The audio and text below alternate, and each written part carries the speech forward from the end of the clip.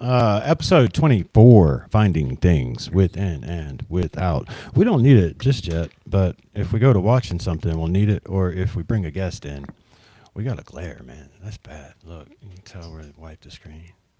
Maybe, but they won't see it. That's just us. So I guess we shouldn't worry about it. Okay. What's going on, everybody? Let's bring in the chat. It feels weird doing this without my earbuds in, man, because I'm always doing it with my earbuds in. Yeah. All right, let's take a look here. Man, this glare is bad, dude. All right, chat. Okay, public chat. So when people pop in there, we're at 75% loading. We got to click over to Rumble. All right, and okay, everything's connected there. So we click Start Stream, and that's it, man. We're live across all platforms. And now what I usually do, and you make sure, see, you get all that jazz going. Waiting for a placeholder. Whew, smooth. All right, now we're going to come back to main, and we're going to check like our fonts and stuff and make sure everything looks the way we want it. Because, see, watch your timer. We're going to go to about 10 minutes just chatting. Yeah. Just whatever comes to mind. You could even, like, just tell them whatever you want to while I look at this. You don't want to talk yet, do you? I don't know. You just make up stuff. You tell them about, do you have any of the rocks we found at the creek today? Yeah. See, you could, I took mine out. Mine are on the table outside, yeah. I forgot to light our candle. We got to light our candle. Why do you think we light the candle? That's a good question. I think it'd be pretty easy if you consider I'm asking you. You'd know the answer. I mean, didn't we light a lot of stuff? What did we light together? We light fires, right? Fires. Yeah. So it's like a mini fire. Oh, mini fire. I mean, it's not like a mini fire. It is a mini fire. A mini fire. Yeah. So that's why. You like the salt lamp? I got that when I was, it's real salt. Feel it.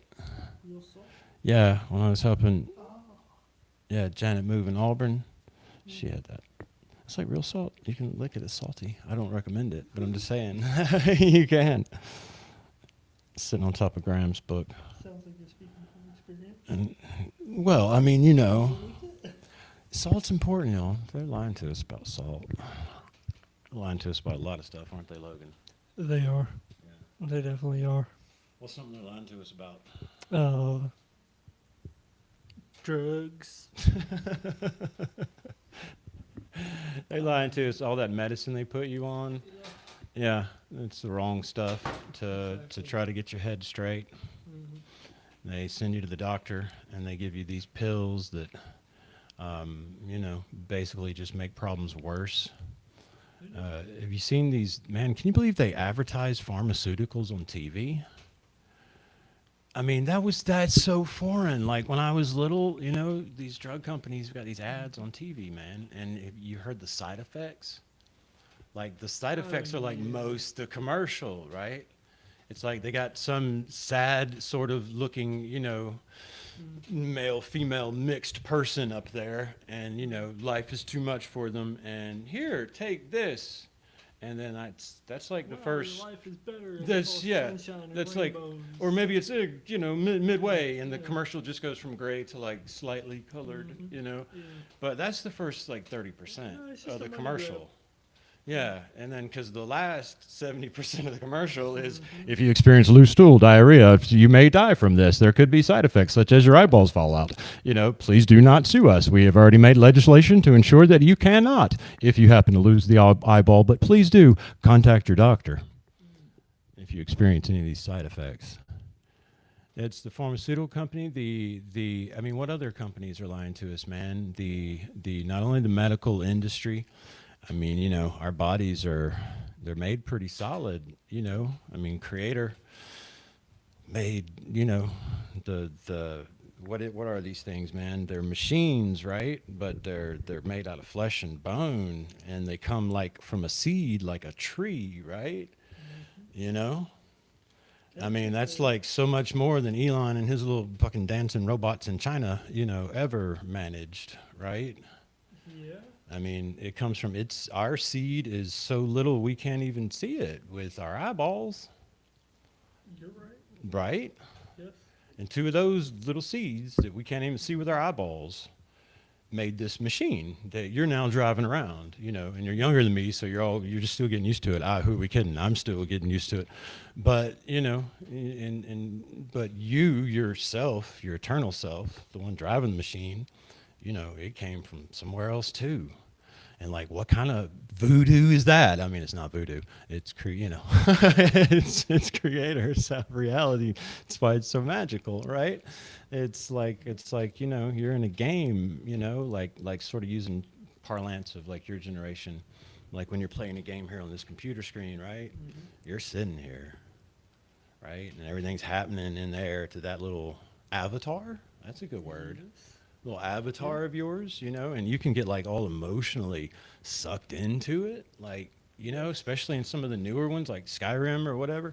You can like have a whole family, man, and you can like, have children grow up and yeah. But even like dungeon crawlers, I mean, I remember playing like Diablo, and you get emotionally invested and like maxing that character out and Yeah. stuff. You know what I mean? Like it can, Right. right? And you Like can hitting play. a certain milestone will mean so much to you. Yeah, Yeah. yeah. You can play like hardcore mode where if you die, you actually die, and it's a long game. Yeah.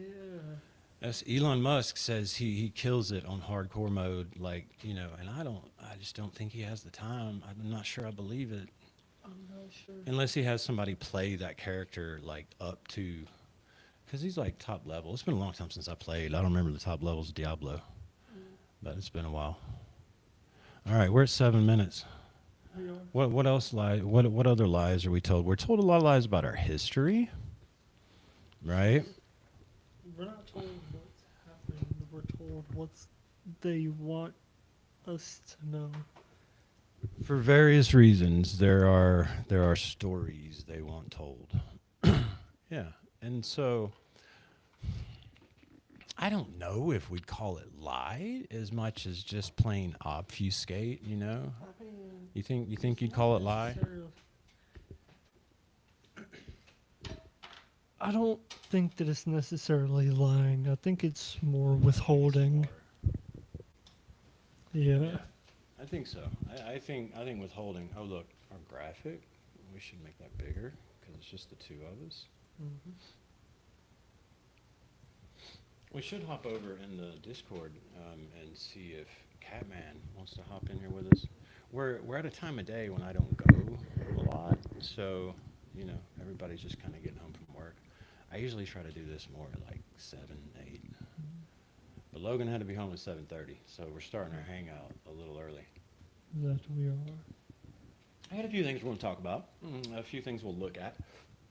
Mainly what we're doing is, I've committed to, as I spray water everywhere, I've committed to doing this like 3 days a week, getting together, here. So you're here, so we're going to do it, and we're going to talk about some stuff. Yeah. Are there more lies we can expose? Well, history. So like, you're a young man, right? What were you told about, what do you remember about Native Americans from school, right? Like from school, not from any other sources, but like from school. That they were simply just some Indians. I mean, when it comes down to it, Hey, they look, were just. my bad. Look, we got folks in here. We didn't even know. I don't know why our chat's not working. Our chat's broken, y'all. So I can't. Riverside.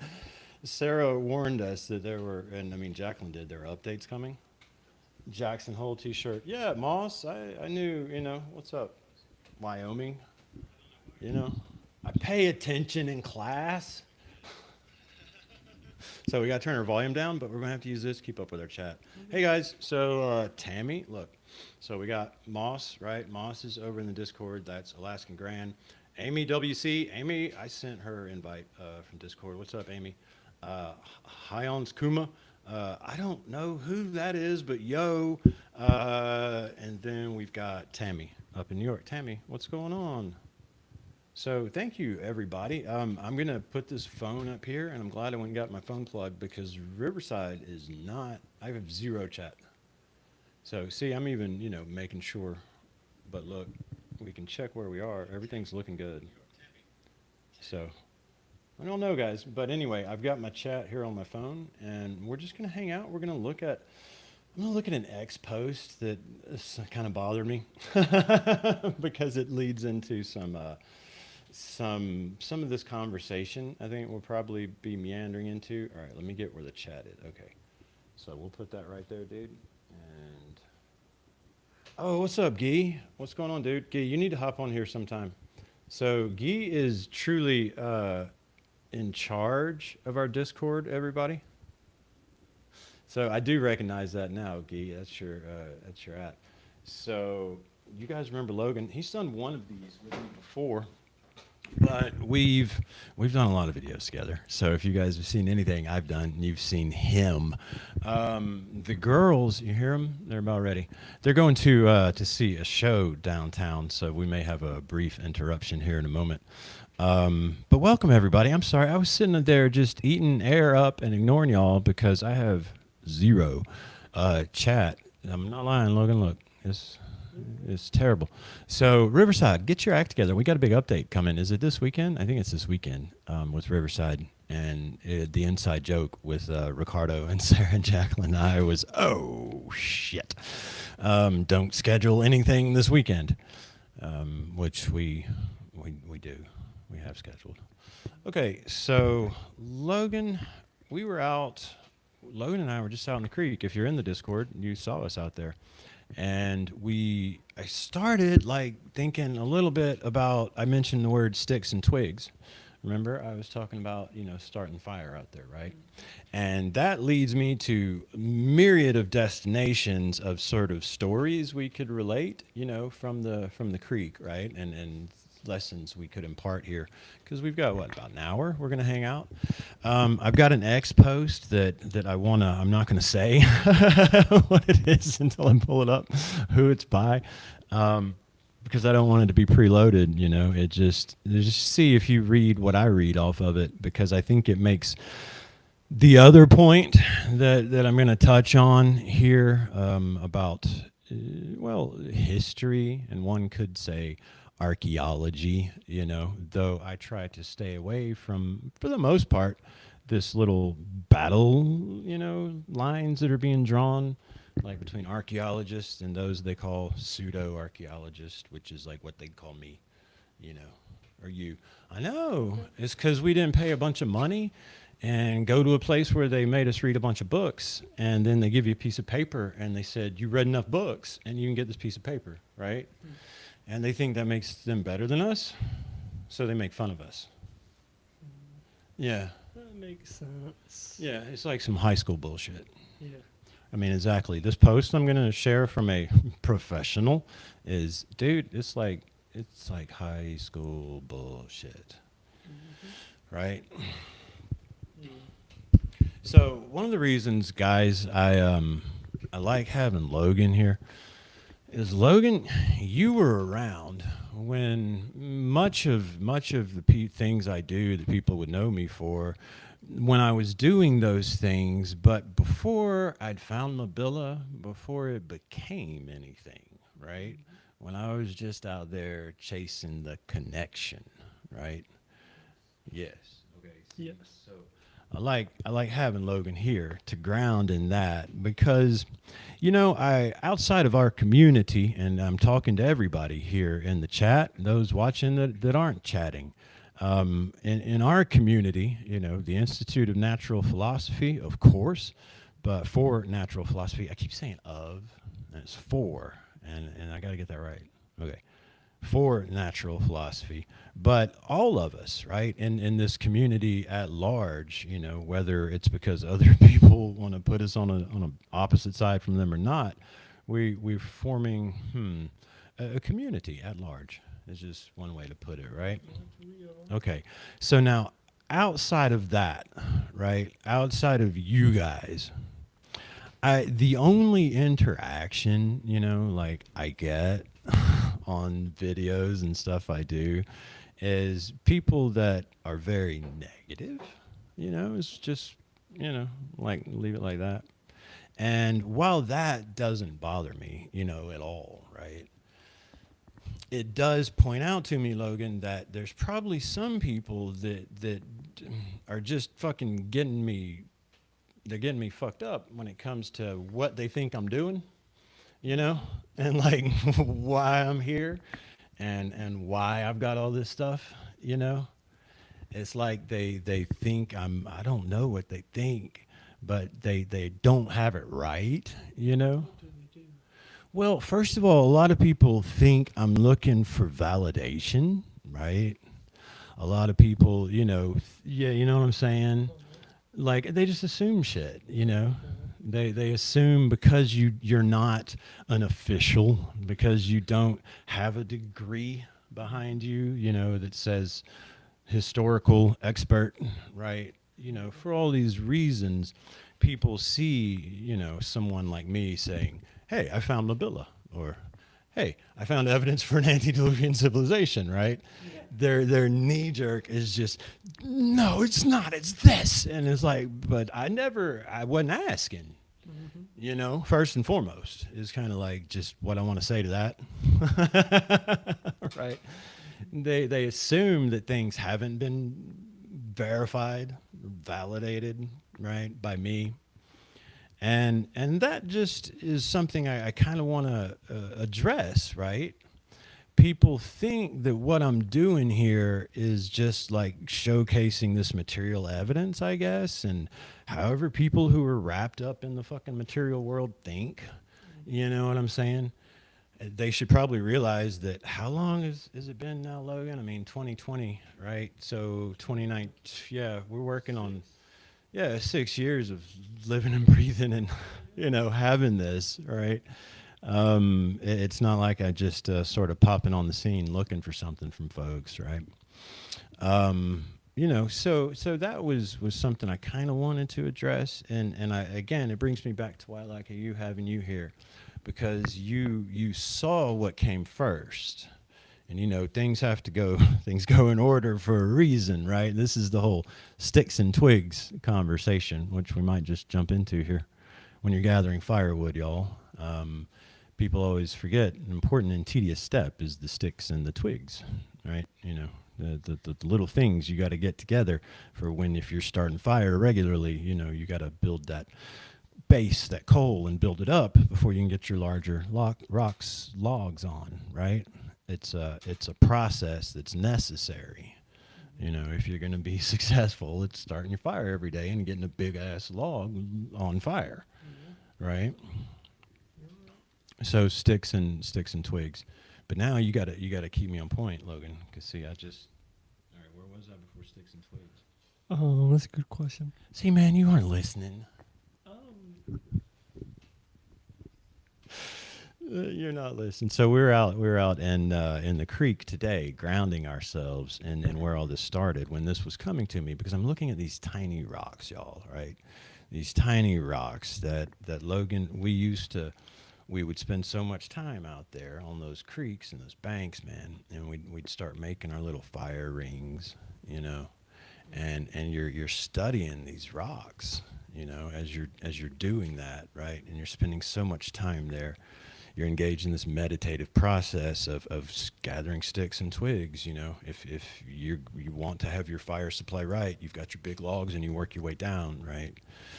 And you get involved in that, and that's when you learn this lesson, that's hidden in the sticks and twigs, right, and in the small rocks, right. That's also hidden to these people who Logan just want to judge us, right, for whatever reason, rather than like take the time to investigate, And by us, I mean like independent researchers. You know what I'm saying?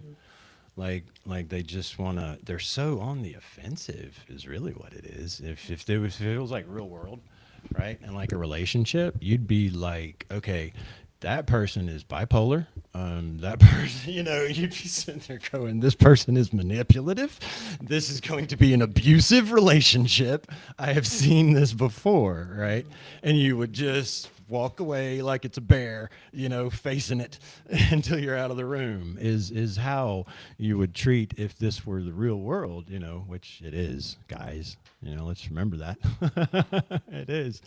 And yeah, so it's important to me to just say to people that, see, what came first, y'all, was the spiritual experiences, right, and realities, and the objective walking through of what is a shamanic calling, or i.e. your entire life exploding and imploding upon you in order to rip your ego apart, tear down that which was to build up something new and stronger.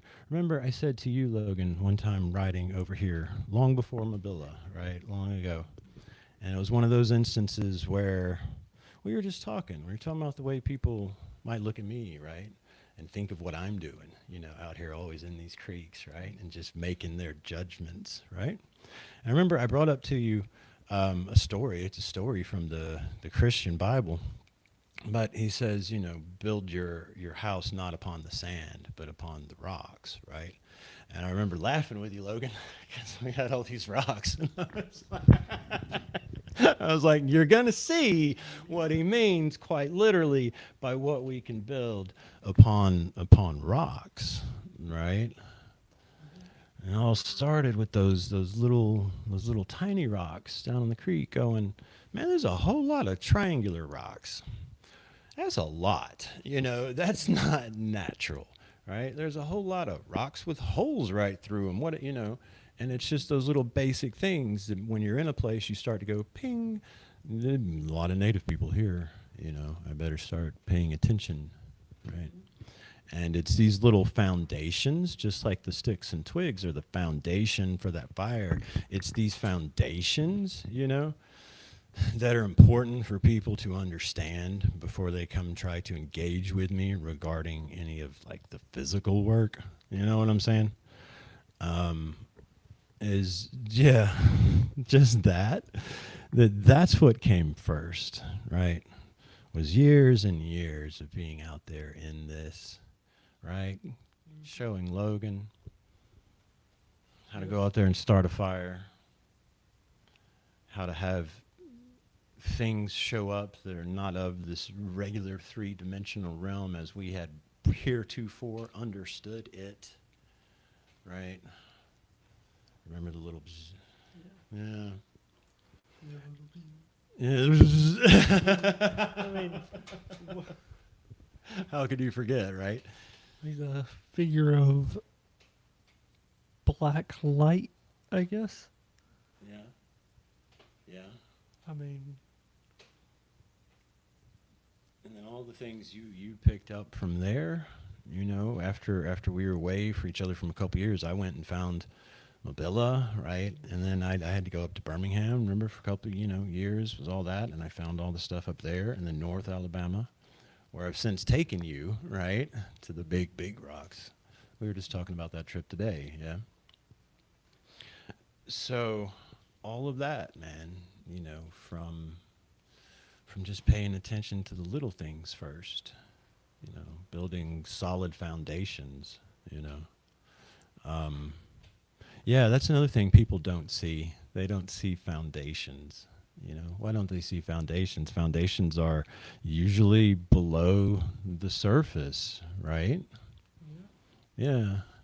It's like the roots of a tree, the foundation of a house, Now, however, when I build mine on the mountain, I'm going to want to have it on rocks. Like I want the rocks exposed and sticking out. It'll be beautiful. But yeah, foundations aren't seen. That's another thing everybody in the chat, that I should while we're just talking about what's important, I should thank you for, right? Because be you friend, be you like Guy, not only somebody I know, haven't had a lot of time to get to know him, but boy, I hear the stories from Ricardo, so I know a lot more than you know. And it's all great.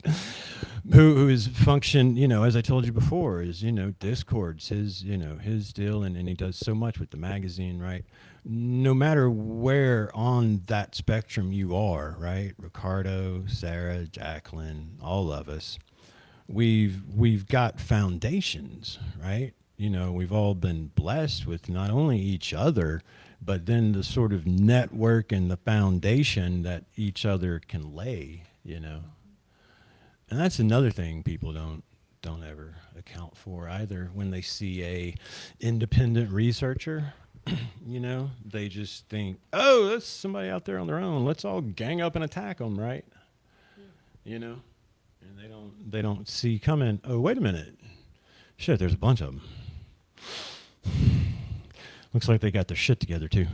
What's that? There's tax exempt. Oh shit. There's what? There's plans for building. They're like they just don't see it all coming, and that's good. Camouflage is not a bad thing. I'm gonna show an X post that makes my point as the girls come down to say goodbye. What's up, y'all? Okay. Love you. Have fun. Oh, you look great. Love you. Who did your hair? Charlotte. Bye. Love you. You look beautiful, baby. All right, y'all have a good time. Going off to see some music in downtown Prattville. Love you. Love you. Okay, so we're gonna look at an X post here, Logan, and we don't need. Here's Guy. Old guard scholars often still think we live in a world of centralized. This is Guy. I was just talking about. Old school scholars often still think we live in a world of centralized, institutionalized knowledge, whereas we are deep into the decentralization of knowledge through stuff like the internet. Exactly. Yes. Exactly. Now, Guy, you're right on my point here. So I'm gonna pull up X. And let me search for what I want to pull up so we don't go bouncing all over the place before we share screen. And so, Logan, I'm going to show you a post by like the school principal of this world, okay? Let's make sure it's still up here. Where is it? Yeah, okay. So, share screen. We got to go back to Riverside. Share. Okay, Lee Clare is everybody. So he's the head archaeologist at Göbekli Tepe. Do you know about Göbekli Tepe? I don't. Okay. So the very dumbed down version of Göbekli Tepe is it's the structure they found over in Turkey. It's really a whole site. It's more than a structure. It's like a hilltop.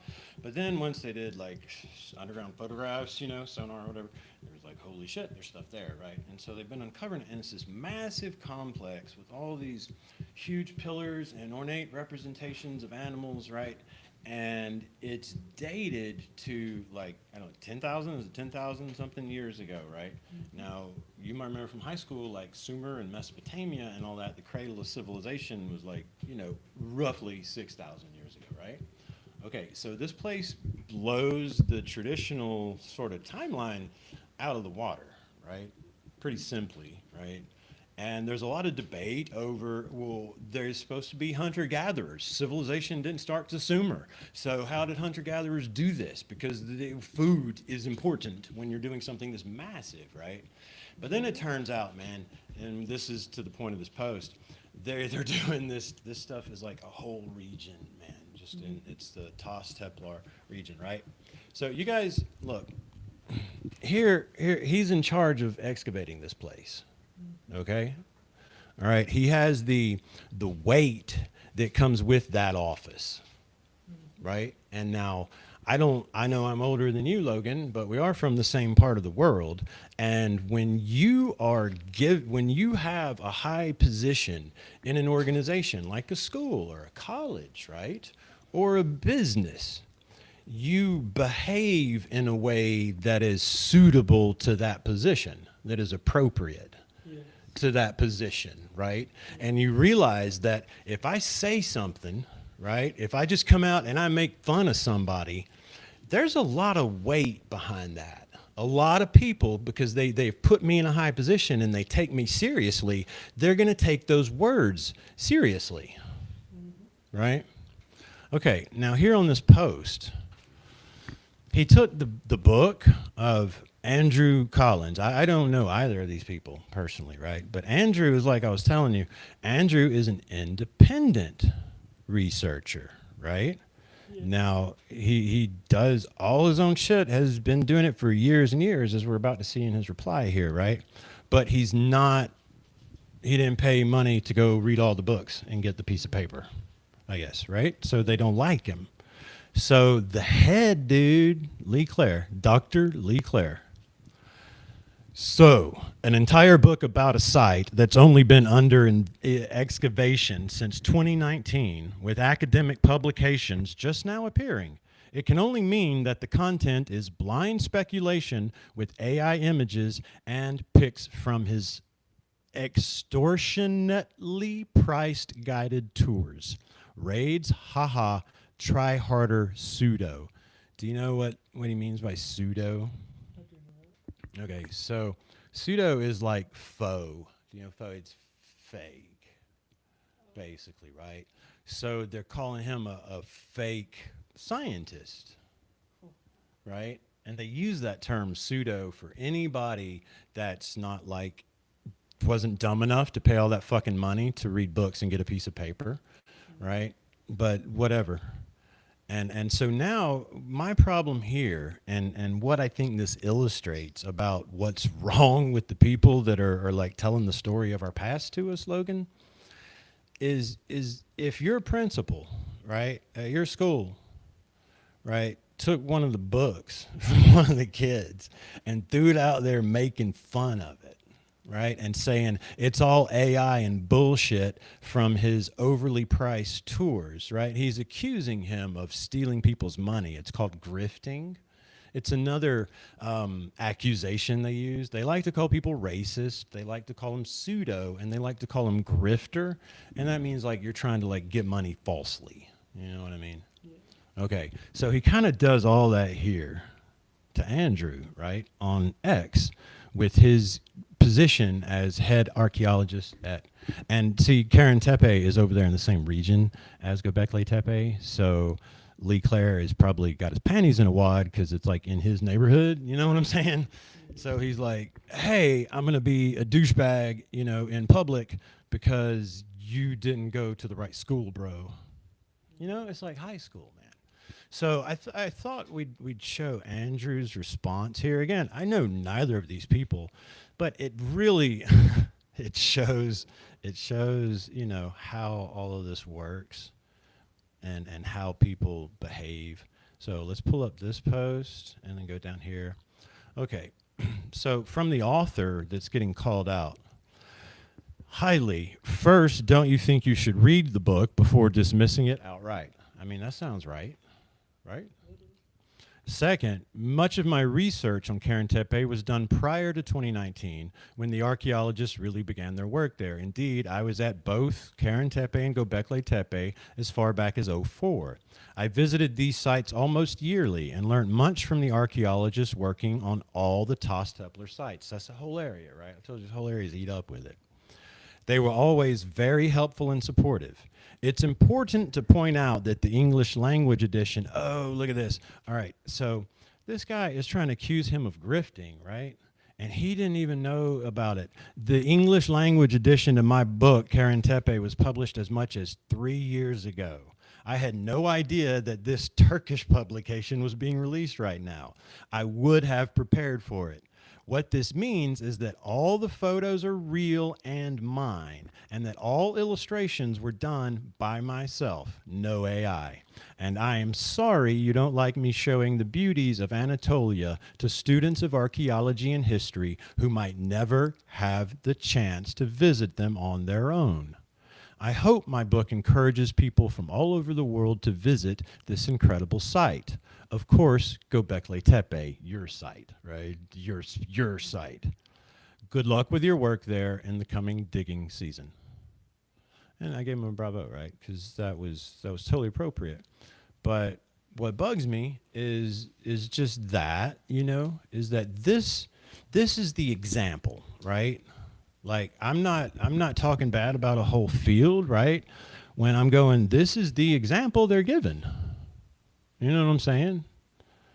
So, like, if you see your principal at school doing this, well, if you want to be a successful student, what are you going to do? Go along with it. Right. You're going to go, okay, that's what my elders do. Right? And see, that's really what I guess bothers me is again, I stay away from the game of all this, but not much is important to me in the world, Logan. But children, my children, all children, you, right, are one of the utmost important, and God and my children are pretty much the only reason I'm still here before you now. Again, back to my motivations. But what this does is it's training the children that this is okay when it's not. It's like there's no way in which that is an okay way to treat people who are trying to advance knowledge. Correct. Right. Yeah, I think I got you. Right. Like this guy's out here doing his own work and his own study outside of the matrix of academia, right? And so he's getting blasted by this dude, this traditionalist academic, who's, because, you know, this is my territory. Don't come in here. I make a Beckley Tepe. Like in the lunchroom, you know? Like, ha, made you trip and splash all over him. And then see, what did the kid, Andrew, you know, in this analogy, right? The student, right? Andrew, how did he come back? He came back professional. He came back nice, right? But he made some good points too. Asking questions. Why do you not want people to learn about this? Why would you accuse me of plagiarizing art when in fact they're mine? Right?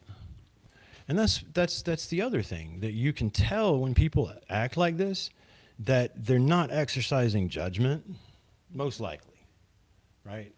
Yeah. Like this same guy, when I first brought my attention to him, you know Sarah and Jacqueline from The Universe Unveiled, right? Okay, well, he called them absolutely abhorrent on X. I'm sure he didn't like watch, you know, why he's so busy. Why would he take time to watch two girls who get like, you know, y'all get a little more views than me. I get like 70 and y'all get like, you know, 200, right? But why would he didn't take the time is the thing. And he just calls them absolutely abhorrent, right? That's the example.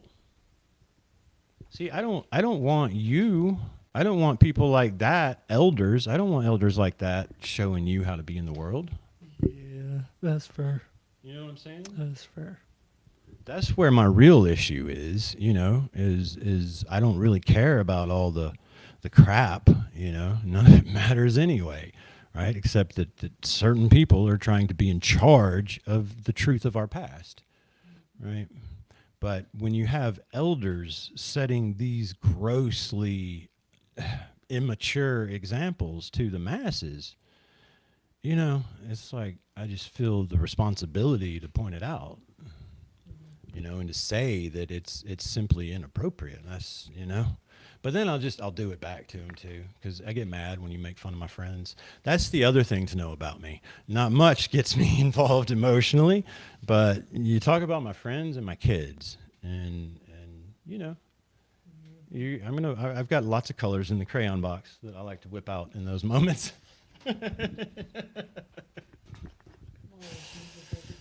Well, you know, that's another thing. People like to read, you know, judge things by covers, right? Mm-hmm. Yeah. So you don't always show all your colors, you know. But I don't like to anyway. I never like to have a negative thought in my head. Like I really work, Logan, every day to like not even have a negative thought. Like I've learned it's like fucking ninja, you know. Yeah. There it comes, you know. Yeah. How'd you get by? Right? It's like I've just tuned it to that. You know what I mean? So it's not, it's not negativity. Mm-hmm. You know, But when people, it's just something that, it's a part of me that I don't feel the need to see to, I guess would be one way to put it, right? Like if you mess with my children or my friends, I don't think I need to see to the part of me that's just going to step in and handle you. You know what I mean? Like that's useful. Okay, so like if somebody's messing with you, Logan, right? Like there's gonna be this thing that happens inside of me, right? And I'm gonna look at the situation and I'm gonna find the best way, whether it's physically because I'm there and it's happening there, or if like it's online or however, I will quickly address the situation. I will figure out the problem with that other individual and it will stop because he'll have to deal with me now and not you, right? Okay. Yeah. So that's what I'm saying. And like with all the rest of my meekness, right? I because I am a father, you know, and because this world is full of assholes, you know, I don't I maybe I should. Maybe I'm asking Logan. Maybe I should, you know, see to the part of me that like just doesn't let people fuck with my friends and family. I shouldn't, should I? I should leave that part. I feel like it's, Outside of God, like, you know, I put it all on the line for God. But if you got flesh and bones, leave my friends and family alone. Like that's the only thing that caught my attention about this dude, man, is he called my friends abhorrent without like even looking at them. That and his being an elder. I mean, me personally, I wouldn't put my bones in the position of people. Right. Right. Just saying. Yeah. My personal choice. Right. Yeah, I think it's useful, you know. Outside of that though, I'm pretty much don't care, you know, about what people like in all this shit say. Yeah. You know what I'm saying? Like it's not even what I'm here for. You know. Yeah. But I wanted to show that example because that's just not the way elders. That's not the example you want to see in the world. Yeah. Okay. But that's what these people do, man. And then when you call them out, you know what they do? They mute you and they block you. Or they pull the, this many years old. And Well, yeah, sometimes they'll throw their stats at you. Yeah, they'll throw their ego. You know, their ego, exactly. Yeah. They'll throw the fact that they paid $180,000 to Dartmouth or where the fuck up for Martha's Vineyard's ass to get a piece of paper that said, you read enough books, you can be in charge, right? Yeah. And, you know, they probably sacrificed a lot to make that happen, you know? Mm-hmm. So they get mad when people come along and go, but you don't have to do that to find the truth of our past, you know? Mm-hmm. That it's actually all of our right. Yeah. I mean, you're human, you're here. Don't you feel you have the right to know the truth of the story of your past? Yes. Yeah? Who do you think should be in charge of telling you that story? Nobody. Us. Kind of everyone. Everyone. Everyone should know a piece, and we should Everyone. all be able Say to that come- again. Everyone should know like a piece of it, and we should be able to connect, and it'd be like a spider web system where these people know a piece, these people know a piece, and then all the pieces will just fit. I mean, I don't know. I mean, that's it. That's the way I feel like. That's it. That's design. Yeah. That's another thing these people have trouble with spiritual shit and design and spiritual realities, you know. Yeah. That's another reason they have a problem with me, I think, a lot of times, is because, you know, I put the spiritual reality is up front. I found that reality, and then that's how I found everything else, was led to it by the spiritual reality. That's how I found the things the other people couldn't find, right? Because God and spirit realm sees all, right? And we're just down here stuck with our little three-dimensional blinders on, thinking we know what's up, but we don't know what's up, do we? You're right. Yeah. So that's some do. Yeah. Some do. Yeah. A lot of young people do. You're not like alone, in your being a little bit ahead in spiritual development, sort of naturally, right? I mean, you're definitely there's a lot. There's a lot in the next generation. And that's one thing, man, that does give me hope. Like we're talking about the field of archaeology cuz that's I overlap with that. But there are examples in that field of like young dudes, and like even young dudes that went to the schools and stuff that I'm looking at and I'm going, "Okay, right? That's a good dude right there." Like I look at you and go, that's a good dude that like is slightly ahead of that generation above him in many ways, right? So I see a lot of those, but when I see one of the elder statesmen, give that terrible example, yeah, so that's the only people I'm talking to. Oh, Ricardo wants to join. Okay, I'll send you a link, bro. I hopped on. All right, but yeah, so let's send Ricardo a link. Okay, hang on. All right, we got to get out of chat. You want to talk? Let me find a link. Okay, I got to figure out where do it. People? Yeah, okay, people. There we go. Okay, so we got to come here, copy that, copy. Yep. And okay, dude, check your X. Coming at you hot and ready. I think you might could use the last one I sent you, man, but here you go. Okay, so our boss man's going to join us. Yeah, and you'll see something about example, like what I'm talking about this other dude's example. Like now you're we're going to need these when he comes in. But you'll see the Institute of Natural Philosophy. I'm watching our time. You told me 7:30? Yeah. Oh, yeah. I was just checking the phone. Okay. All right, let's get back because I'm going to have to bring him in once he... And let's check our chat. What's up, Jacqueline? We're just hanging out, getting in our first episode of the week because I said I'd be here 3 times a week to hang out with you, class.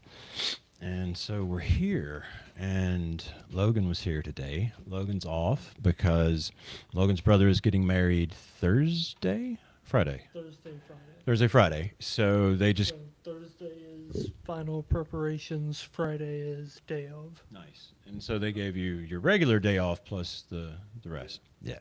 So we went out and got a little creek time in, took Jacob out to do some ottering, and yeah, I shared those videos in Discord. You're in that Discord, man. You got to learn to like start popping in, okay?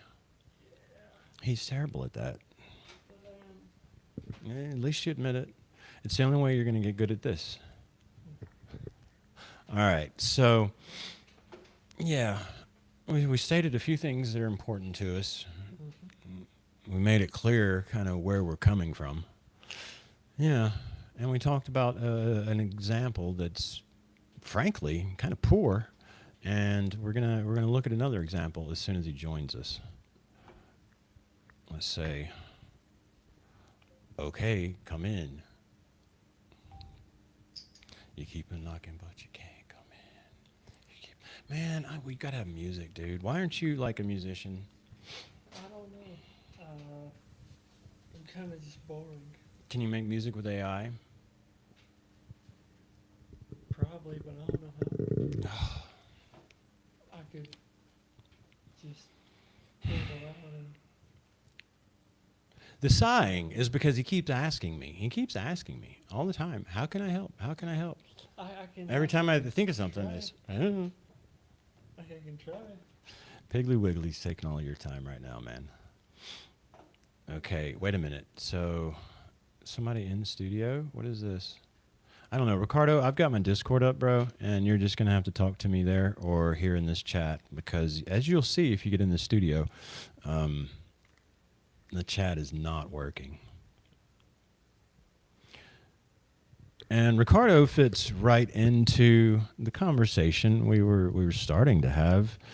And, we're coming full circle here. The sticks and twigs and the foundation of things, my involvement with the Institute of Natural Philosophy, right? All these friends and coworkers you see with me online, that's all, new, right? For as far as your perception of me goes, right? Like it wasn't but last summer. Oh, you were here for my first interview. You remember that? With Universe Unveiled. Yeah, I think so. You remember? I was? Yeah. Yeah. When I sat out there with the phone and we tried to do it on the back. Oh, yeah. Yeah. That's right. Yeah. Okay. Got really hot. Hmm. Yeah. That's why we got to get a place in Colorado. Yeah. This humidity is. Hmm. All right. I hate when people tell me, like, hey, I'm going to pop in. Because now it's like I'm totally off track from what I was talking about. I don't remember. And now I'm just like waiting for him to pop in. Yeah. Yeah. Because it's like if we start something else, he's going to pop in. But hey. I think I addressed, what was on sort of my heart to address with this first episode of Finding Things Within and Without. Yeah. What you poking me for? I don't know. I really don't know. You'll see why I worry, right?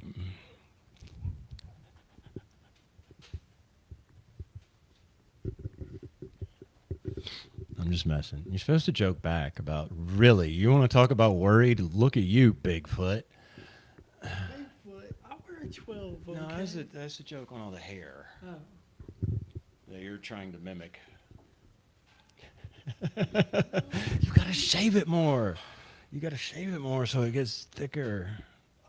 You're kind of right. I know you hate shaving it, but you gotta like go through a little period where you just shave. Yeah. You know what I'm saying? Yeah. And then dude, you know how many years I had to shave every day? I worked jobs where I had to shave. When I left that world, I said, I will never again. Razor will not touch my face. That's how the beard started. I just wasn't going to do it. I just, after every day for 30 years, 25, I found a picture of you the other day from Did you? the original days. Yeah? Yeah. You were up in a tree. I was up in a tree. All sprawled out Was it, between the branches. was it the mimosa tree? The one that was in your backyard? Yeah, it was. Yeah. Yeah. We put a hammock and I made a little fire pit. Mm. It was a beautiful mimosa. You could climb all the way up in the branches, man, and you're kind of hanging out over the water. Mm-hmm. Yeah. I like that tree. I like that tree a lot. It was, except for the geese, and the geese weren't the problem, except the geese they'd come and poo a lot. And, I like to go everywhere barefoot, and I was teaching you about the value of barefoot and grounding, grounding is very important, y'all. But the geese, I'd bring a blower and rakes to keep the fire pit area geese poo free. Mm-hmm. Mm-hmm. Yeah. We could look at videos while we wait on Ricardo. Okay. Okay. There's Jacob. Yeah. What are you doing? Hey, boy. You wondering what we're doing? We could show videos of Jacob while we wait. See, I've set you up now, Ricardo. I was talking about one example of academia, and whatever the word you want to use is, mainstream, the ones that make fun of those of us that didn't get degrees in the particular areas, whatever you want to call those people. I was showing some of the leadership and eldership they have as examples. And so I've set you up, man, to come in here and like show what we've got at the Institute. That's probably why he's not going to come in now, man. Pressure. All right, well, let's think of a video you're in, Logan. Hatchet Creek. The original one where we were running up and down the hill. That was a pretty good one. Mm-hmm. Excuse me, y'all. You know what I'm talking about? I do. That's why I do snot rockets. I have sinuses. But out in the creek, so uncivilized. Okay, so let's think. Where will I find that Hatchet Creek video? I think Rumble. Rumble's our first trip to Mentone. Okay. Rumble. Okay. See, right here where I was going on X, I think I put. Is it in our highlights? But yeah, we could go to Rumble and look at some of the stuff, the early stuff from Mentone. But what I wanted to, let's see if I can find what I want. All right, so I need to go to my page. You don't know how to use X, do you? I do not. Okay, so I need to go to my page, and then I can search. All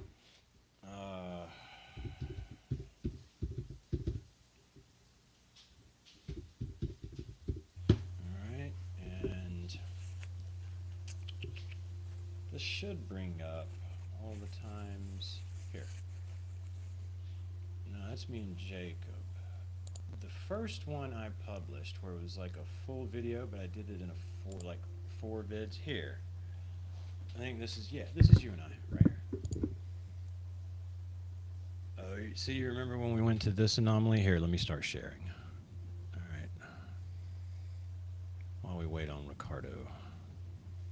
Okay, guys, so we're going to take a look at a little exploration that Logan and I have done together. Because Ricardo said he wanted to jump in. And there he is. Oh, I couldn't see you, dude. Now we need our headphones. I've been here for a while. I can't hear you yet. What's going on, bro? I've been here for a while. Thank you for the invitation. So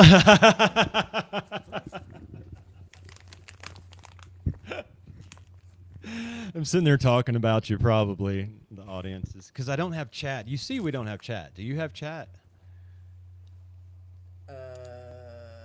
Public chat. Empty. Nada. Yeah. Nada. Is this part of the improvements that Riverside was doing? This is part of the improvements. But on my phone, we've got everybody in here. There's Jacqueline and Sarah. Got migraine, but wants to pop in and say hey. Well, pop in and say hey. There she did. And I can't put you up on the screen because Riverside broke our chat, Sarah. And this is pre-update. So thank y'all very much for that. So what's going on, Ricardo? Nothing much.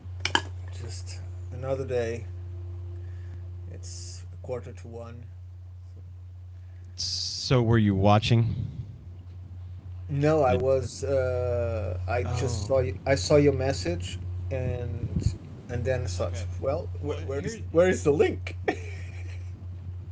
So I went for an ice cream, and I good. asked for the link, and then I went for an ice cream. Good. Well, we've been talking about leadership. So before you eat your ice cream on camera, you should know that I set you up as the fine example of leadership, because we were looking at a post Lee Clare put out where he was making fun of an independent researcher. And so I was talking with the audience about how that's just, in general, the thing that bothers me about that is, it's not good example, right? It's like, you're showing all the other people in the field that it's okay to behave this way, Yeah, and so it just kind of bothers, because I know, again, I don't use blanking statements. You know that. Ricardo, I got to remember who I'm talking to, because I got to tell him different things than you, because Ricardo knows all this stuff already, right? And we talk about it all the time, how these people weaponize their sort of status against independent researchers, And that's kind of why we band together, and why Ricardo started the Institute of Natural Philosophy for, not of. And that's, kind of to our point. So, Ricardo, if you haven't seen the post, I'll give you context. It was Let me just say hello to Logan, because I have never spoken sorry. before. He's gonna say Oh, hello to you. okay. Take the mic. Yeah. Here, take them all. Take 'em off. You can use one on each side. Okay. Why don't you just unplug the headphones?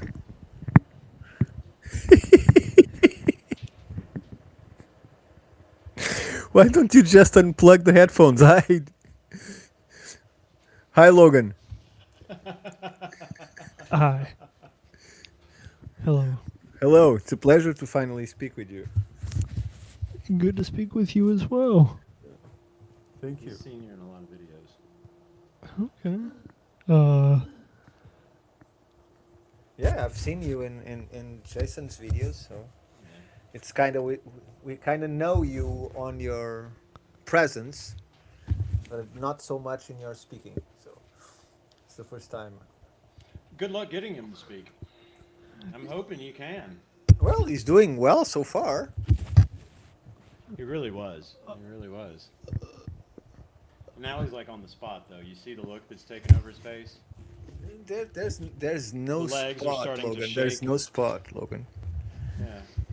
So And before I speak, it's like 3 a.m. where he is. He's in his bedroom, rolling handmade tobacco cigarettes, and just to give you like a setting, like there's no spot. yeah. Ricardo, you made him nervous, man. no, don't be Changed his nervous. demeanor.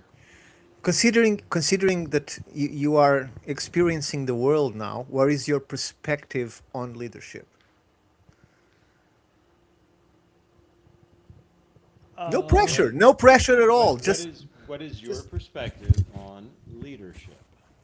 okay, but what specifically is being like? well, my question is as simple as this. Now that you are out there in the world, probably working, right? And Yeah. under somebody's leadership, so you experience the leadership of your family, your leadership of your government, your leadership of your boss. So what is your perspective on leadership at this moment?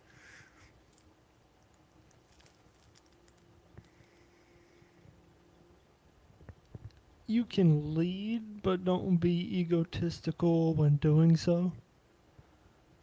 And you have found that the people you've met are like that, or they are good leaders. They cherish those beneath them. Because there's an old saying that says, if you want to know a man's character, just give him power over other men, right? So how has been your experience in the world in that respect? I mean, some people abuse the power that they have, and other people are more. I don't know the word. To make They. it to make it simpler, from your experience, do you think if you've given the chance that you could do a better job than those that you have experience being leaders?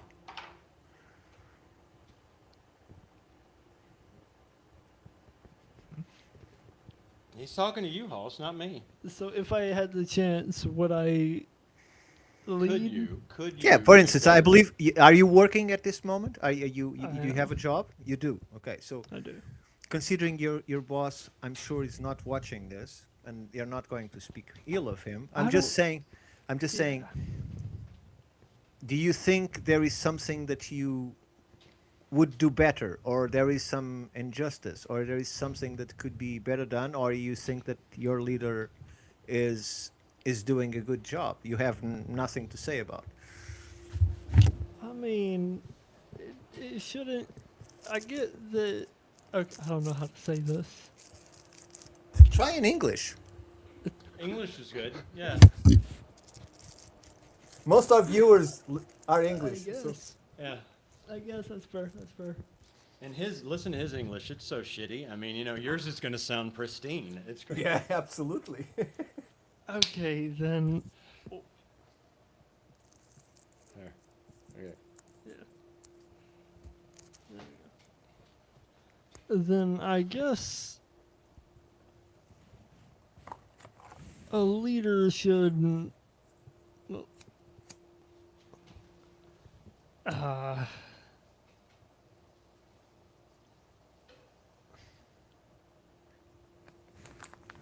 Just answer from the heart. Whatever. What would uh, you do as a leader? That's one. That's another way to get yourself to an answer. Like what without talking about any leaders you've seen, okay? Just what are things that you believe qualities that are missing? What do you think are qualities that you would exude when if you were put in a leadership position?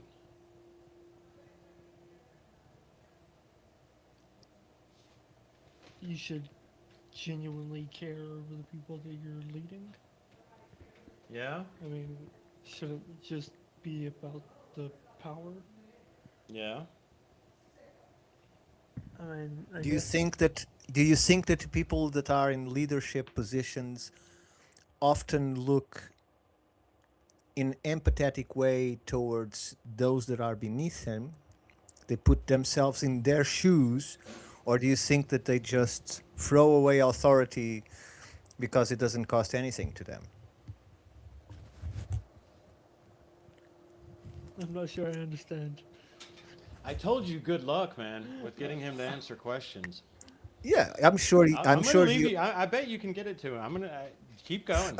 I'm sure you Bravo. understand. My question is very simple. So, do you think that from your experience, people tend to put themselves in the employee or subordinate shoes, like, because everybody has bad days, everybody has good days, right? But those bad days should not reflect on the people one has beneath it, right? So if I had a bad day, I don't get to work and start treating everybody bad because I'm in a bad mood, right? Or I don't ask people to carry things that are extra load because I'm not the one who has to carry it, so I'm not concerned with it, right? If you get to the work and you have a bad back, that would be taken in consideration. Don't do that today, Logan, because you are like that. Let me get you something easier for you to do. So this is specific, but I'm trying to get you into the general, right? So is this what you have observed in the world, or you have a different experience? Do people lead by example? Like when a boss, when shit's got to be carried, do they carry it? Like, do they start lifting with you? You know, that kind of thing. I mean, not Do you all witness of that? them. Not all of them have, but some have. Well, that's an important leadership quality, don't you think? It is Yeah. absolutely to be willing to do the work that you're telling others to do. Well, I think so. Any job I've ever had, if the only bosses I've ever respect were bloody before me, most days, you know, Yep. they're. Go ahead. do you think that someone that doesn't know how to do a job should be in charge of other people that are doing that job? No, absolutely not. So I think we described most of the governments of the world right now. Yes. Yeah, Logan actually he's got quite a bit to say on such things, which he'll often say until I turn this camera on. That's why I'm hoping you broke and help you can interview him.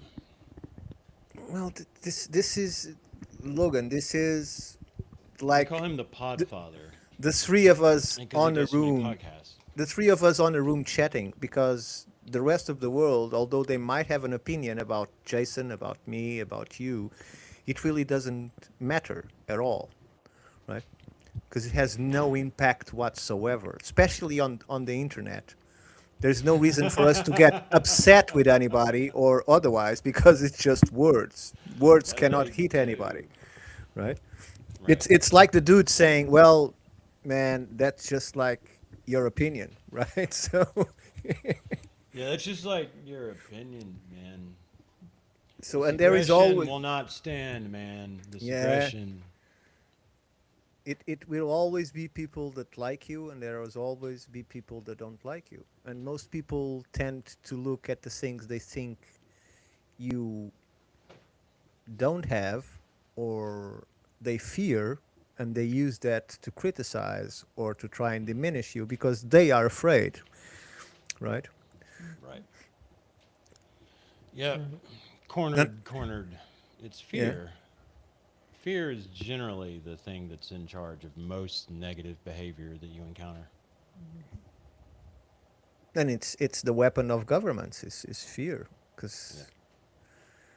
it numbs the mind. It's your inhibition with the camera and the microphone that's causing you to be unable to speak freely, for instance, and that shouldn't be, because it's Right. just a goddamn object that you have in front of you. Nothing changed, man, except in your head about your Look, perception of the moment. as I told That's what it's Jason, saying. as I told Jason not so long ago, I used to sing a lot until my 25, 26, 27. But if you put a microphone in front of me, I'll go. I turn a donkey. I can't say anything else. So- but I told him he's going to sing again. it's like He'll sing again. it's like a matter of getting used to it, right? Because we can adapt to anything. That's the triumph of humanity, is that we can adapt to any circumstance, right? Exactly. And if you look at the peoples that have lived, and we look a lot, and you look a lot into history, you see that the conditions that some of the people have lived, we would consider them impossible. 99% point nine would die on in 1 2 days because they wouldn't survive. We wouldn't know what to do. Whereas Logan and I look at that and we go, really? That's like all I want. Fire, tent, maybe, on really rainy nights. Living simply off the land, food that comes out of the earth that you planted. Some very old vehicle that nobody could control if they got mad at you. Some excellent speakers. And a couple of horses. Yeah. Yeah. So really the way that people have lived for most of their time on earth. And I can see you are kind of a shy person. Do you think? How old are you? 20? Sorry, Oh, 20. 20. So He 20 said years it of so, look, he said it like Elvis. 20. 20. He's got to put the snarl up. I'm going to So have to in wear sunglasses. in your experience, as a shy people, do you think that most people have taken advantage of that or not? He said, in your experience as a shy person, do you think that people take advantage of that or not? Of you being shy? Not necessarily. I don't think. He's not shy in Uh-huh. his circle. Like when you're with your bros, you're not. You're just you. Yeah.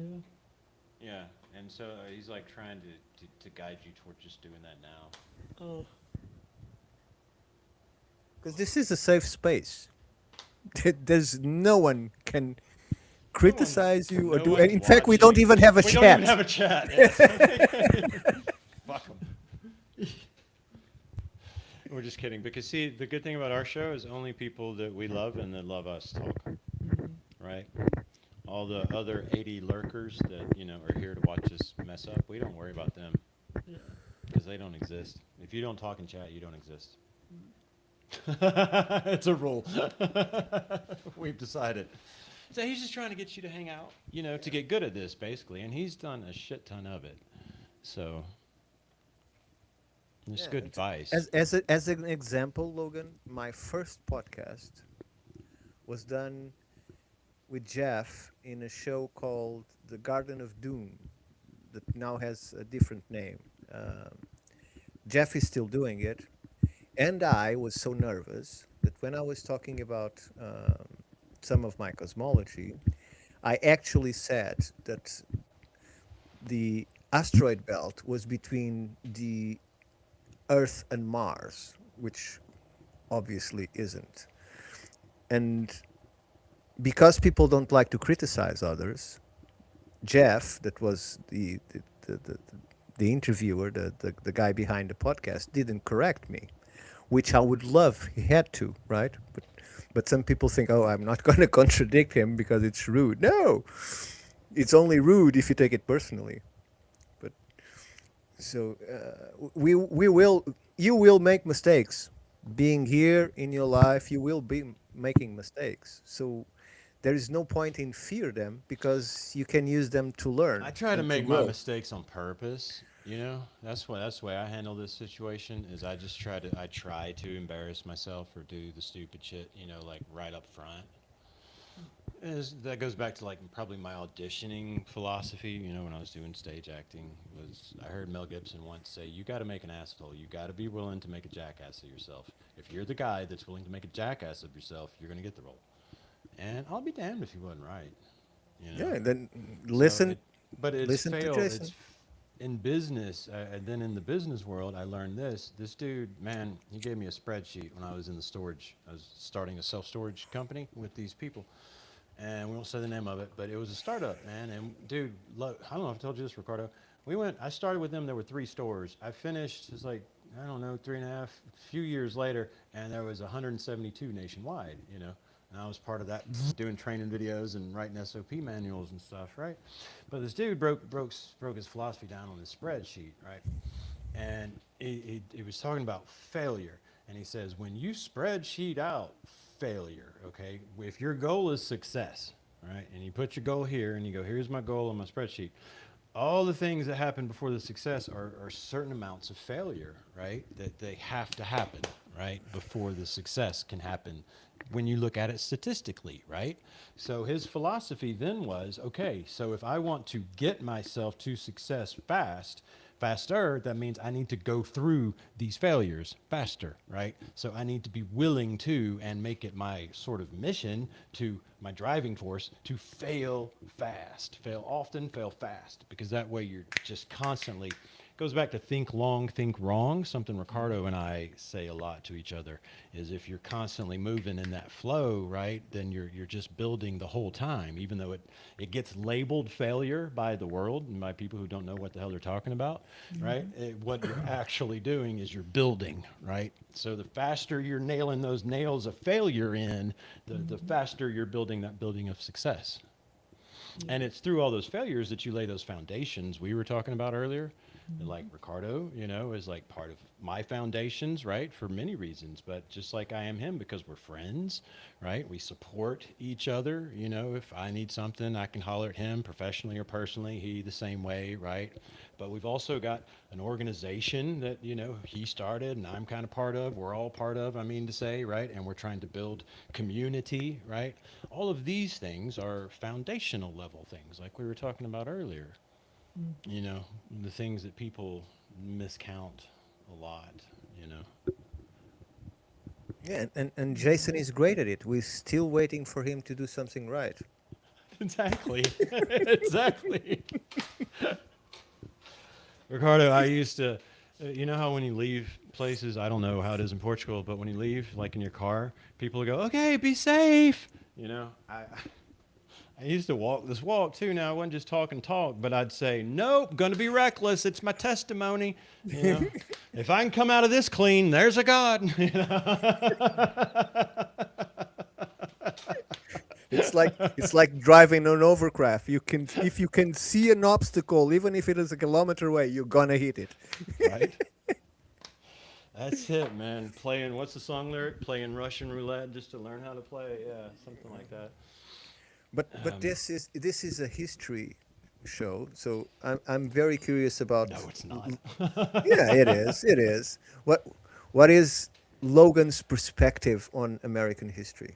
I'm curious to learn from someone else that is not you, Jason. Fresh out of high school, talk about American history. What have they taught you, and what you have been finding that is different? Here, you're gonna have to talk to him because I'm gonna go get myself some tea. Okay? Yeah, yeah. Now you're gonna have to tell them about American history while I get tea. I don't. Yeah, it's too late. Um, So my question is, Logan, is you're just out of school, so I don't know what they are teaching right now. So my question is regarding what you're being taught and your experience in the field, do you think that they match?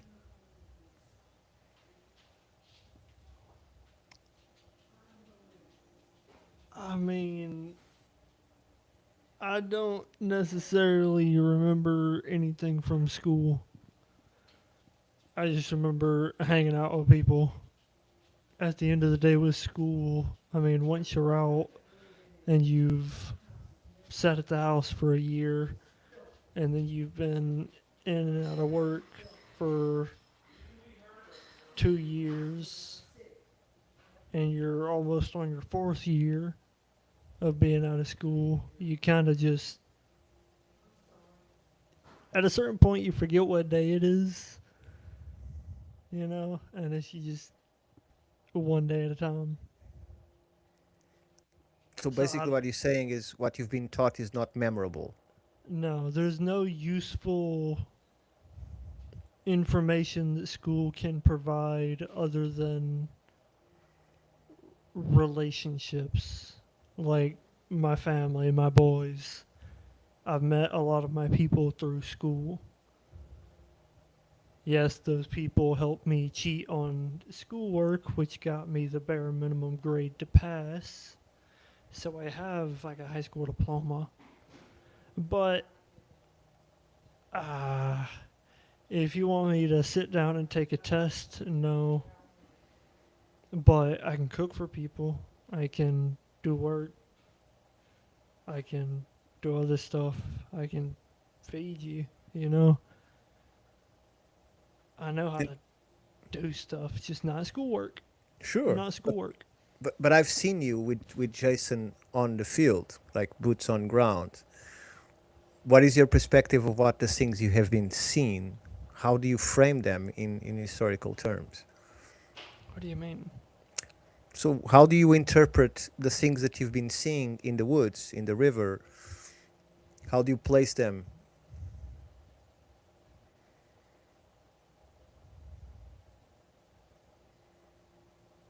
You look at the stone, you look at an artifact, you look at the landscape. What is your perception of what you've been seeing?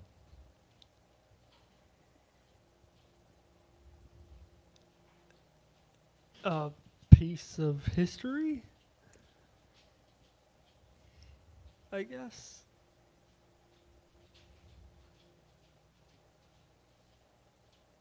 It's just a piece of something from the past. Hmm. And when you see those conglomerates of possible metal in the stone, how what is your ideas or theories of on how that happened? I mean, I would say that people did it, I guess. I'm not quite sure if I'm understanding this line of questioning. Well, it's very simple. What I'm asking you is, do you see, is it caused by direct man action? Is it something that was man but was destroyed by a cataclysm or by an event? You see all those gigantic boulders. You see the small artifacts. How do you frame that? How do you imagine that before it was destroyed? Well, I guess all the above. I mean, it could have been natural or man made. I guess it just depends on which one you're looking at Hmm. and what or if something has been done to it unnaturally. I guess.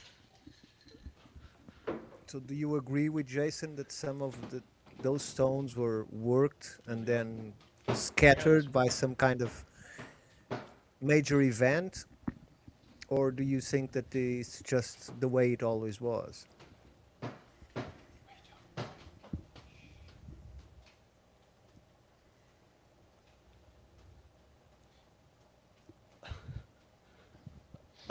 Don't look at me. I didn't even hear the question, dude.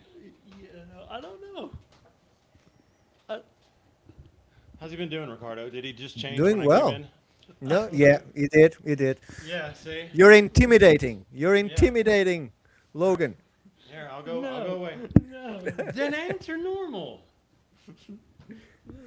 So what I'm Uh, asking, well, yeah, go ahead, Logan, go ahead. I know you have something for us. may I hear the question again?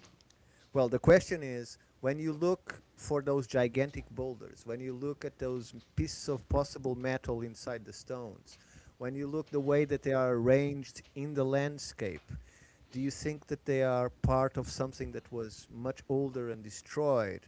Was it, or was it as it always has been?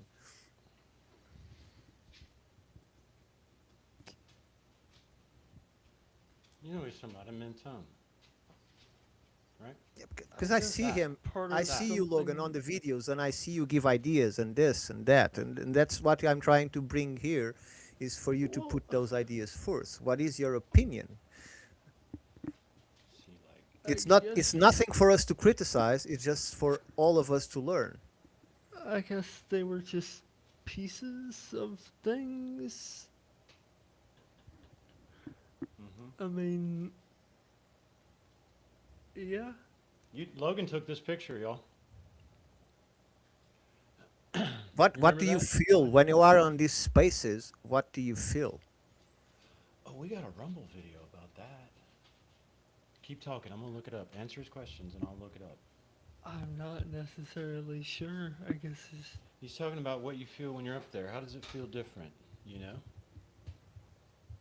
different compared to. Here. You know, we talk about like the spiritual power, right? And you Well, talked. let me try to make it clear. If you go to Rome or you go to an actual site, you see what was there 2,000 years ago, right? But when you go to these places, like the place of that photograph, where there is this gigantic boulders, some of them clearly seem that they were part of a gigantic structure. Some of them are even very close. They're very square. They're very geometric. Um, it's a history that is not clear, right? It's like we can't actually tell if it is actually something that is completely natural or was part of some gigantic complex that we can no longer see, right? Uh, and my concept is when you approach these sites, when you enter into these areas, what is your perception of what you are seeing? What does your mind construct when you are in these places beyond the natural beauty of the landscape and of the forms and the stones? Okay, so Logan, here's some video from those moments that he's asking you about, right? So I'm gonna share this screen with you. Let me hop back. Hang on. Got too many. Oh, not that one. Man, don't. There he is. There he is. Okay, see, we need that share button. And then we go over here. We share Jacob, this. that's not for eating. Oh, Jacob, what's he doing? No, don't eat the ivy. Good eye, dude. Okay, so. So down here at the base of the little river, you'll see all the pieces. Now this gives you perspective. Here's a very small piece of what's over here. Look at these angular projections. Again, show them just the angular square pieces that carry on the whole way. Well, from up here. Now at our feet, look here. This looks like, show them this round stone, Logan. Now, this looks like one of the wall sections of Sacsayhuaman, right? You know, those giant walls in Peru, right? The megalithic type building.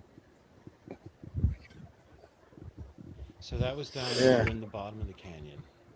See, we've done 2 trips. We're in the All cold right. weather. And from this side, you can really get a good look at the angular, clean nature of these breaks on these, You again, found a giant metal plate rocks. That too. Well, that can you stop there, there?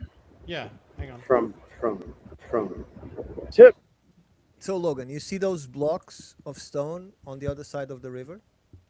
Yes. So this is an excellent place to reframe the question. So do you think that those blocks are where they always were, or do you think that they were part of something? When you look at it, what is your what do you feel? What do you see? Now I'll press play. Tip, No toe, question in your mind. head. That's a 2-story house, 2.5. Hold your phone, he says.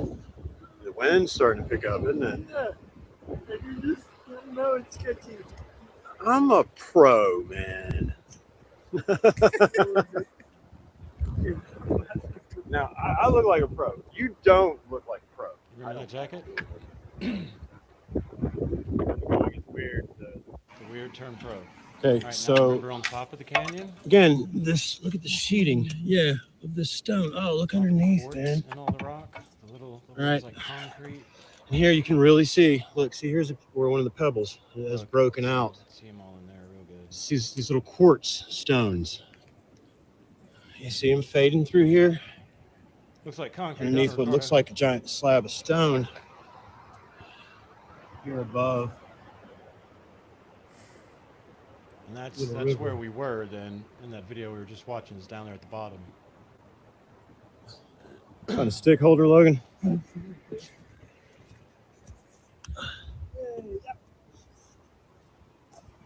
way this stuff flows. So there's a video where Okay, Logan, so we're coming up on the base of this pile. see, this is what he's asking. That's the about. outcropping with the other circle. Look, it just showcases divot here. You know, haven't been there. I was looking for the one where you found the metal sheets, but he's just asking you, you know, as you're sitting here watching, what comes to you? What do you feel? What do you think? How would you suppose? Those type things. Round divot in the so okay, so let's look at what Logan just found. Look, Let me get the Logan really did find this. I had never seen it before. metal. Yeah, there's a whole Yeah, thing of metal right here. yeah, bro. Look at the sheeting there. Here, can you? Bring me up here with you. I can hop down that side if you want to come up. No, it's cool. Look Let me at the bars behind you, you know. just stay where you are. Yeah. Look and look more. Sign of metal here. Charred. Splatters there. And then what to Logan's point, the shard. You're good, bro. The tree's dead. Look at this. 2 sheets of metal. So this is an excellent point, Logan. What is your idea about this metal between the stones? Have you ever considered how it Heat. got there? I mean, I was imagine it formed naturally. Okay, so here on top of this metal. I think they're natural. You have to lower Okay, the sorry volume for so the, or I can't shady lighting. hear Logan. Okay, score! I'm trying to find the one where you gateway. I would imagine that it formed somewhat natural. I mean, So you see the stuff in piles, right? yeah. And you gotta ask yourself primary questions. How did the piles get there, right? Mm-hmm. So Someone probably piled it up. you think somebody lifted those big ass rocks? Probably not. Do they I mean, then they look? were probably Go ahead. always there. Right? I don't know, it's your interview. What did you say? I'm sorry, I didn't hear you. He doesn't know. Well, none of us know. That's the thing. None of us know. We can only Right. speculate, and that's what I'm asking you. Oh, Jesus.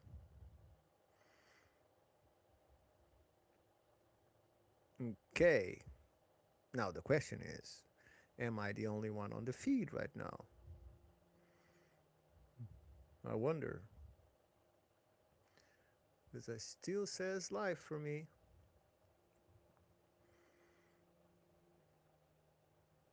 Now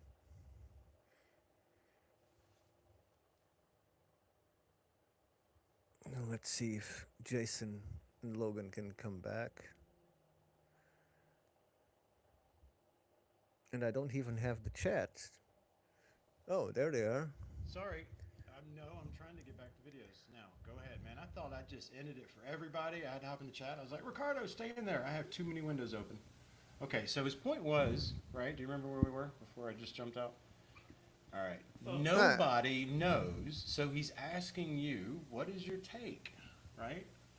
The thing is, it doesn't matter to me if you are an academic with 20 years of experience or you are like a kid that enters in the middle of a movie, which is more like what every one of us is in terms of history. We just came out, in this case, we came out at the end of the movie and we're trying to figure out what happened before for the few clues that we have, right?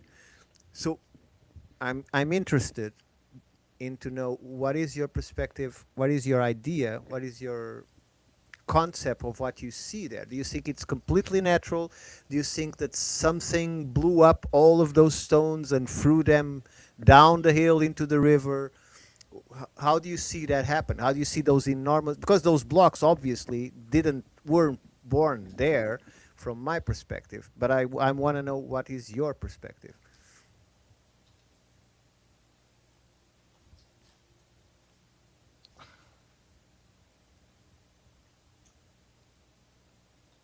I'm not sure. Neither am I. That's the whole point. Uh, All right. I think you speak in this video is why I was pulling it up yeah. because I'm trying to help you get through your interview here, and I think, or maybe it's me relating what you said, but it gets to some of the feelings you had in this place, and I think that's what he's asking you about. I'm gonna try to help see if it sparks your ability to like finish your interview. Okay, this is called Gateway. This is a conversation you and I had when we went to. You know, like two rainbows, right, Logan? And they were meeting, were curving and meeting. You know, like we both No. meditated. okay, so Right? Okay. And then you told me something, and I told you something, and then we recorded this, right? Okay. That gives the audience what's going on here. That's usually what happens in a conversation. You see why he's good. See? Yeah. You can do that too. You do that when we're not recording. we're here on top of the rock, overlooking the falls, and did a little touch in with the power, you know, that is here. And briefly, I'll describe my sort of visual field. You know, was everything was rainbows, but it's like the two colors were curving and meeting. You know, like two rainbows, right, Logan? And they were meeting, and you know, so I knew that was like the gate, right? And there was no need to go, you know, worry about going through the gate. The feeling was, you know, a bit of congratulations, you know, of being at the gate. And so Logan then starts as we sit up now. We've got some weather moving in, so we're going to start our walk out. But Logan was talking about how he got the sense. Again, you mentioned gate because you were talking about. You can talk here too, Logan. You were talking about how this is a place that all of your ideas that have been implanted in you about community, right, and family, and things that can be safe and protected, but also passed down. And Logan said, you know, he said that the shamans are telling me, you know, there's not even a time, right, to how long we're talking about this safety flows forward in time, right, and that goes along very much with what I was getting in my meditation, you know, which was this idea of where you're at the gate, you know, the gateway to all of that, right, that can carry forward for unforeseen amounts of time.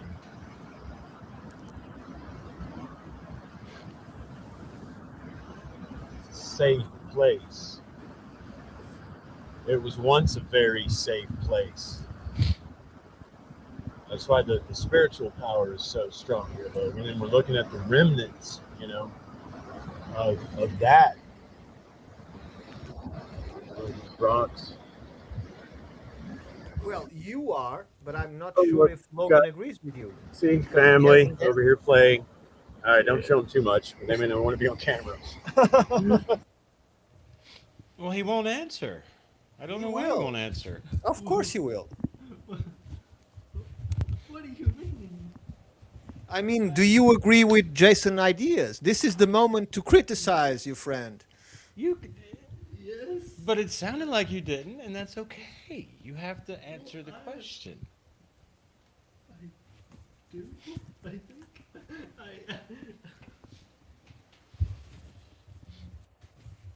I don't know. See, I don't think he has any ideas, but you need to like. I'm sure he has lots of ideas. Are you gonna leave again? Well, no, I'm gonna leave again. no. Yeah, I'm gonna leave again. No, you Leave don't again. need to leave because he is in a safe place. So let me put this different, okay? Let me Am I put still this, sharing? I'm sorry. yeah. Let me put this in a very basic. If you had the chance Ooh, to that's do bad. to do whatever you envision, whatever ideas you have in your youth, what would you like to do? Oh, that's a good question. Don't look at me. And look, this is like the imagine that you won the lottery in terms of freedom, right? Okay, you know how to end. I know. Watch, I'm gonna leave. Watch, you're gonna get a good answer. If you won the lottery, what would you do? Okay. I'd take care of my people. I'll Exactly. be right back. I'm gonna go pet Jacob. And how would you do that? Answer his question.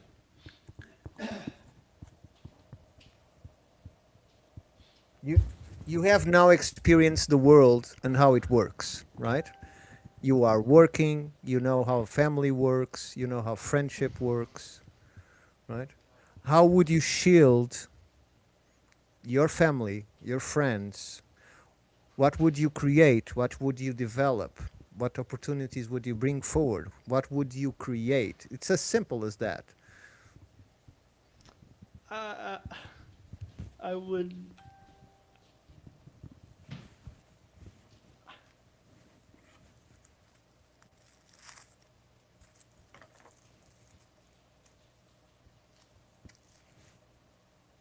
See, the whole idea of it is to protect them. So if I just go out and say what I would do,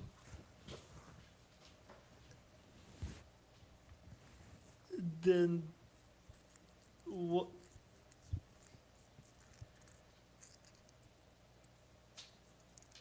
Then I wouldn't be able to do what I had just told you I would do, because then people would know that that's what I would go and do. You see, I in understand. terms of actions taken to protect my people.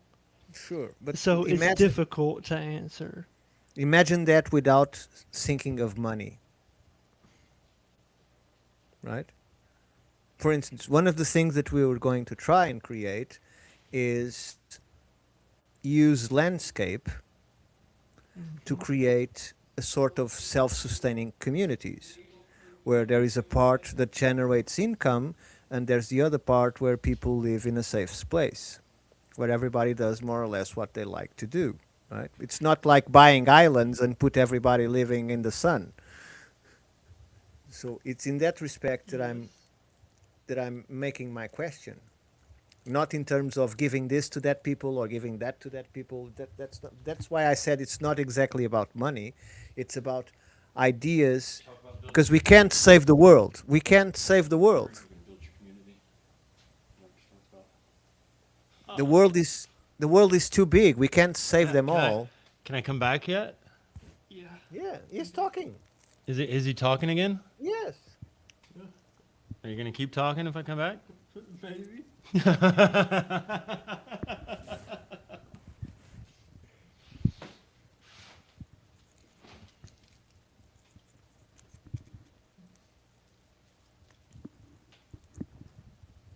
Um,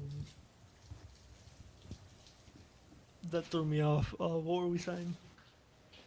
So you were going to tell me what are your ideas on how to create a better world.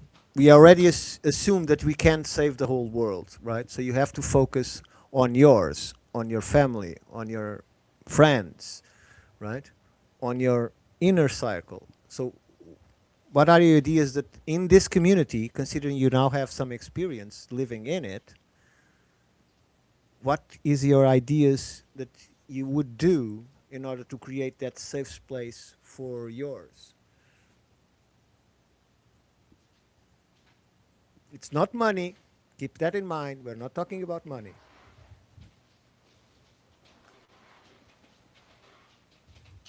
So are you asking what lengths I would go to keep my people or place safe? If yes, if you're not thinking in terms of having a fort filled with guns to defend it from the outside world, right? We have to be clever than that because the weapon, the true weapon, is being economically independent, right?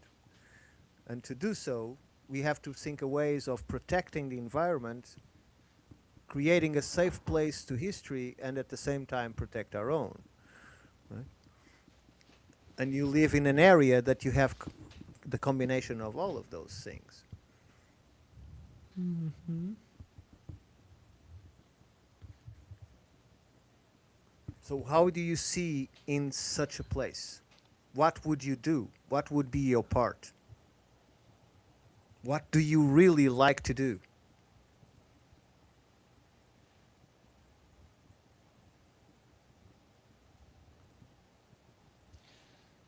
I know you too well. You need to answer this. I'm going to leave again, so you do. No, don't leave, Jason. There's no point. I'm going to go outside. I can't even hear you, Logan.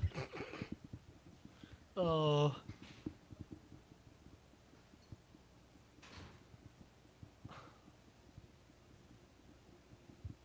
You must have a set of skills. Even if you haven't revealed them to others, I'm sure you have a set of skills.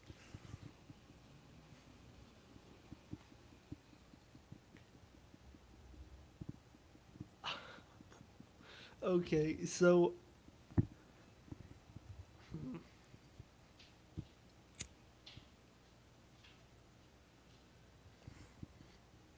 If you could be whatever you wanted to be, what would you be?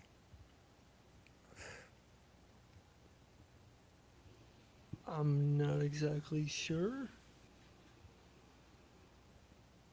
I mean, I really don't know how to answer the question.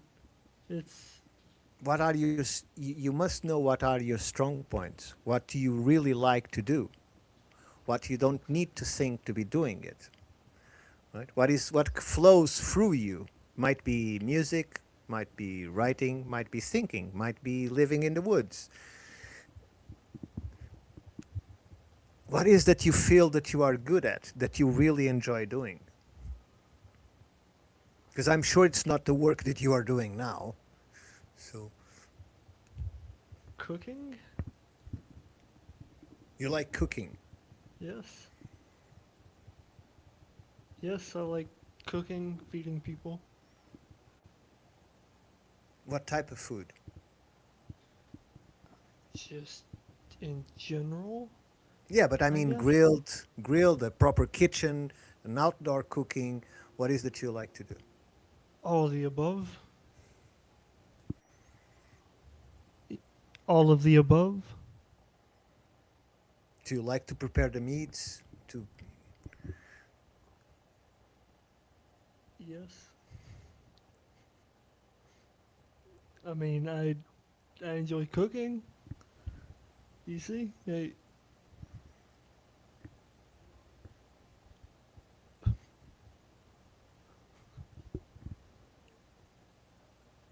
that's one. Give us What do another. you-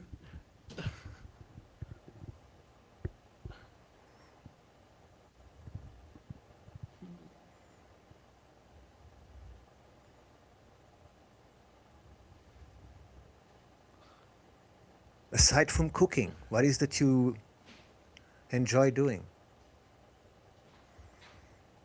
And cooking is a good one. I'm just trying to get another one because you can't be Give an cooking all answer. the time. I wouldn't mind cooking all the time. I worked at Waffle House and I was pulling like 60-hour weeks, 65-hour weeks. My God, So, you must be rich by now. no, that was a while ago. Prices went up, gas got more expensive. I'm broke. But yeah, no, 65-hour weeks. I do enjoy cooking. That's one thing I would do. So could you do workshops on Animals. cooking? What do you mean? Could you teach other people how to do what you do? Yes, I could. Sorry. It's Jacob, man. He's eating these lights over here. You're good. Because you teach other people to cook for groups like you do? Yes, I could. He worked at Waffle House, y'all. I mean, come on.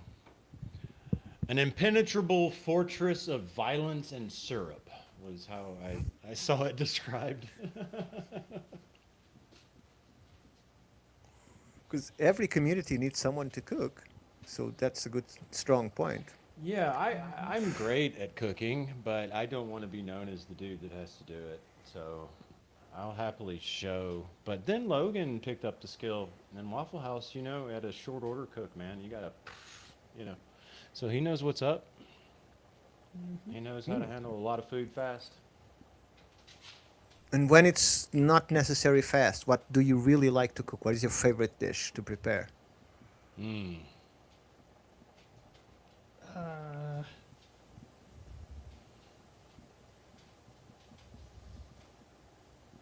I don't know. I guess hash browns because they're simple. You don't have to do anything. You have to tell me what those are because I'm from Portugal. I don't know what that is. It's just chopped up potatoes. You fry them for like 30 seconds, and they stick together. You kind of fry them into You a disc. shred them. You take a potato and you shred it and you put a bunch of butter on a hot surface. And when the butter browns and gets just a little bubbly, you throw the taters on in a thin layer and they sizzle and they fry and they get really crunchy if you're doing it right. And then you flip them real quick and you let the same thing happen on the other side and then you chop them up and put them on your plate. They're crispy on the outside, and if you do them right, they're cooked through on the inside, but still like soft potato inside. So it's like a puree in the inside, like mashed potatoes, and crispy on the outside. Is that it? If done right, if done right. Those are good too, though. Taking mashed potatoes and like making little patties and then doing the same thing with them. Those are. Cut up some onion, put in there. I like chilies. I like cooking things slow. I like things over fire. Like doing a steak on a fire, like on the creek. Like with your hands in a hot rock. That kind of stuff. Okay, so if I tell you, Logan, I need you to arrange 5 dishes that you like and know how to prepare and teach to other people, could you do that?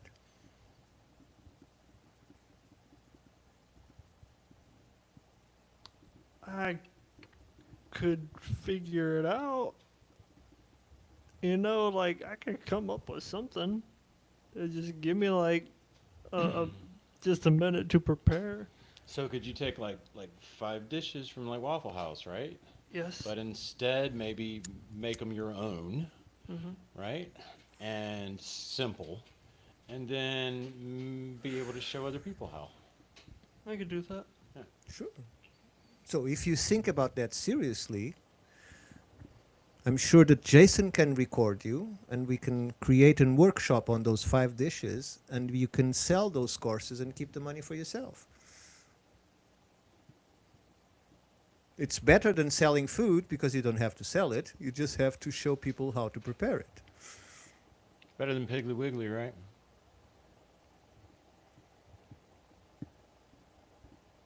I guess. You've stunned him. He doesn't know. Of course he does. So he's just talking about thinking. making content, but you do it more in the form of workshop because you're actually teaching people a useful skill.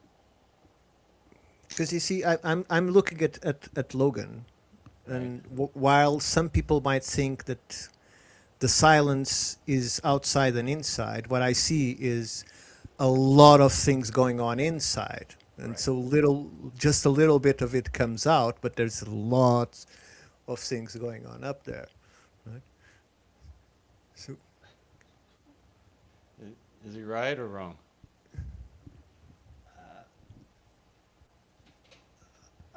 I mean, I don't know. You see why I haven't made him a co-host? okay, let me make you another question. When you go, what attracts you to go into the woods? Less people. What is that you enjoy about it? less people. Just less people. I can just stop thinking for 5 minutes, or what feels like 5 minutes once you've walked out. So what is it you find oppressive about people? Because the tension, I don't like. I do enjoy being by myself, right? In fact, I'm one of those people that they said if you have to go to a cave for a month with nothing but a book, I, I could survive it because I can stay by myself with no problem at all. Me, myself, and I, we have lots of things to discuss and to do and to think, right? So I can understand that. But I'm curious to know why is to you is important not be around people.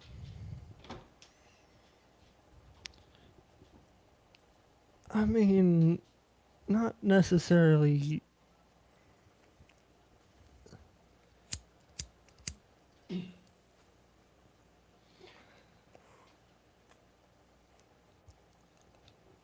Is it the obligations that people bring with them? Yes. Yeah. So do you think And people have expectations about you? Is that it?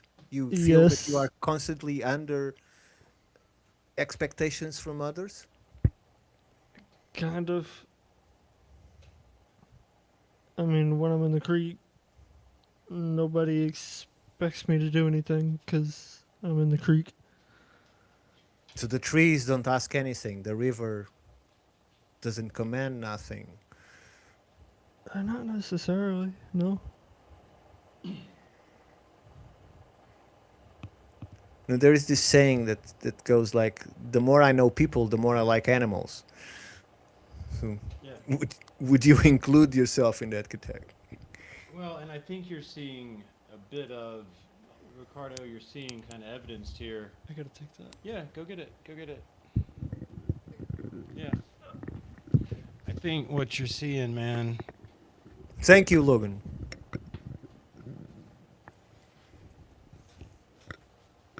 is the whole. I mean, it's the whole. It's the whole problem with having a society that believes it has a right to any other person's time, right? Because Logan is so gifted just in the ways that, like, you and I would recognize on being alone, right? There is much that goes on. And so Logan always having people having demands on his time, you know, that makes it such sweet relief when he's able to be somewhere where there is not that demand, you know. He's really able to drop into a whole new gear, as most all of us are. You know, that's part of why the machine is designed the way it is to keep you running on a treadmill until you're too old to do a damn thing about anything. And to keep you from doing just that, dropping into your own, to the creators, in my viewpoint, but to your own channel, at all. And Logan is so naturally gifted and has quite a channel, right? So I think that's really what he's driving at, and what I see, is everybody's problem just about in this modern world, and why it is that nature is so healing. That was me too. At the beginning, it was. First of all, there were no people, that were being very kind, but other than that, it was the same thing. It was wanting to escape from people, because in that solitude, I was experiencing magic, within myself, right, and what all I was undertaking. But none of that is possible if you're adhering to someone else's demands of your time, you know. And in my viewpoint, that's one of, like, the sins men just create constantly. And I use that word, light, because I'm talking about, like, clocks, man. I'm talking about believing that you have a right to another human being's sacred self, whatever word, Ricardo likes to use. That to me is just where we go wrong from the start, man. And it's part of the devious nature of this thing is no matter where the human being is, they're forced to pick something and to sweat their time away at it, and they never get to just be and see what they actually are, you know. And I think that's what struck Logan so much when I first, showed him the creeks when he was young, and things were tumultuous at home, for him at that time, meaning like they are from all children of split homes and stuff, and he just found a place where he could be, just be. And in today's world, that's Peace, it's a basically. magic. Yeah, it's like magic. It's like an elixir, to find that in a world that is constantly demanding something of you, And when you're young and you should be so readily engaged in sorting out who and what you are, That should be what your primary, focus is, not being forced to grind away in some kind of a machine for money. All good? Cool. Well, we're at our 2-hour mark, so we can wrap here soon. What's your favorite food to eat from the chat, Logan? Potatoes. Steak and potatoes. Yeah. Potatoes. Yeah. Specifically. Baked potatoes. I like to bake them by the fire so they get smoky. Yeah, you like yours rare? I like mine in the middle. Medium rare. Medium rare. Yeah, medium rare on the rare side. Yeah. Medium rare. The potatoes or the steak? The steak.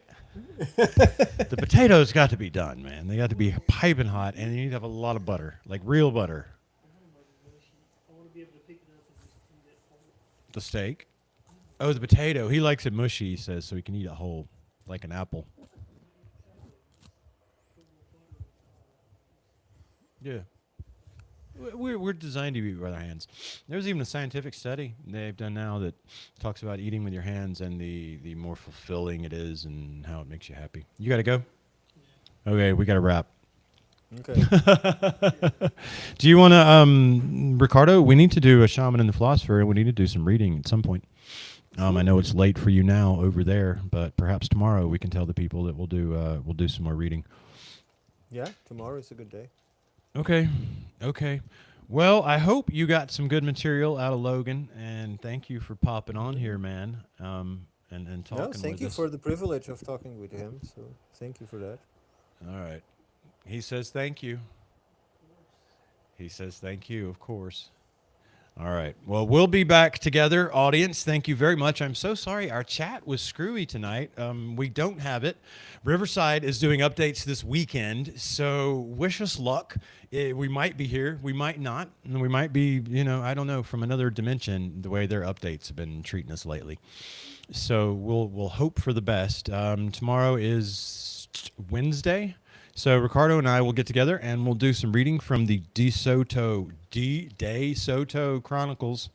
Thank you, Moss, for hanging out with us. That's Alaska Grand over in Discord. I know you can't see the chat, but I got him up here. And she's told everybody thank you very much. So thank you, everybody. We went all over the place today, but we got our first episode of the weekend. I owe you 2 more of these this week, and who knows what we'll talk about, but we're going to get together, and we're going to hang out, and we're going to look at some fun stuff. Ricardo, I'll see you tomorrow to read from the De Soto Chronicles. We'll continue talking about Hernando and his kinky dowry he's paying for these native... Just be careful with the button you press now to end it. Oh, right, exactly. I'm glad you were here, man, so you could stay in and keep Well, everything thank you. running. Because I have so many tabs, but I'm getting better. And a sincere thank you to everyone that tuned in to watch us, to hear me just expound on some lessons about foundations, and to see Logan try to warm up and get a little better at this whole Have to- podcasting game. have to See, create he's that- so funny now. He's over there doing hand and just like being hilarious. Like, oh, it was nothing. He's just, but he won't do it when he's here. He's Well, hilarious. Yeah, it will take time. Man, he's over there like dancing and doing like whole like I swear to God, you wouldn't believe me if I could turn this computer around. He's like over there doing the robot, and it was like Michael J. Fox in Risky Business, wasn't it? Or no, Tom Cruise, where he comes running in and dancing. You fool!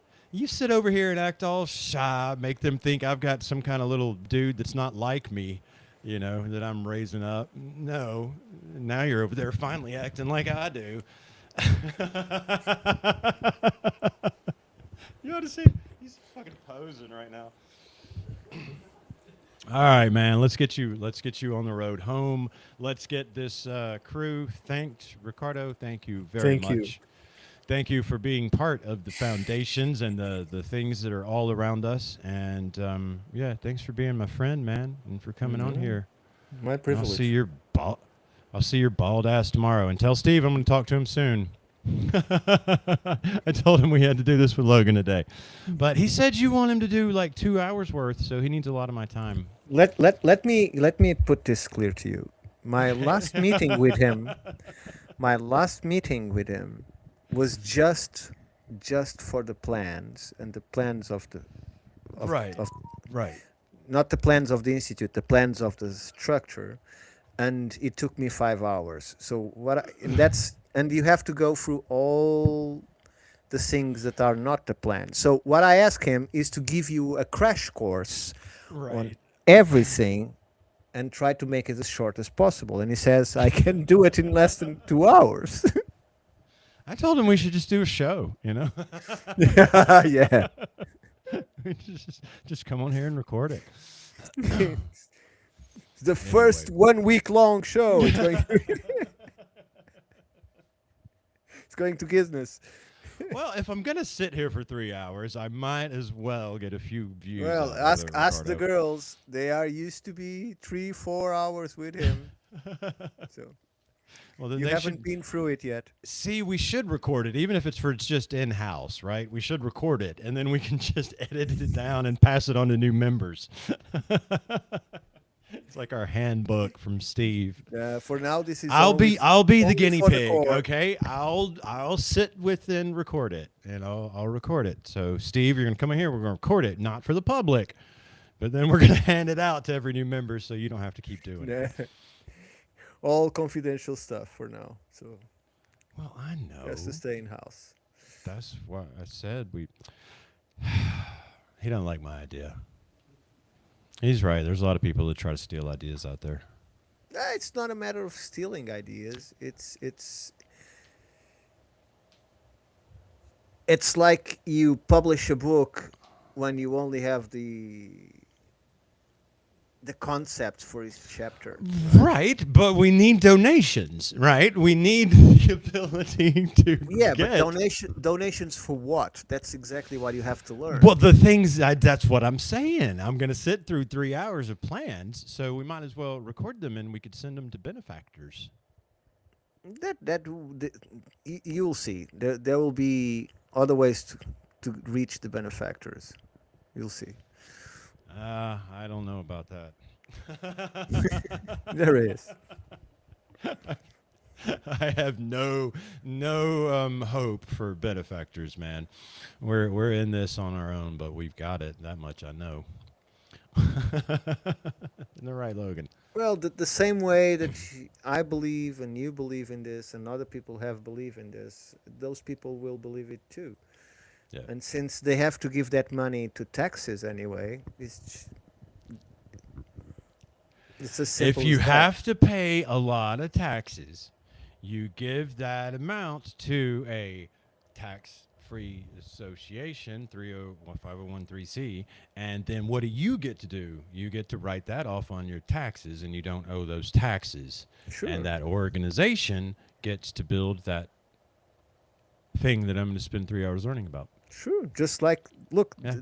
the extremely generous people that allowed me to go to Madison and go to Ancient Earthwork Society and bought the equipment that I required and helped me with a rental car, with the flight. It helped me with the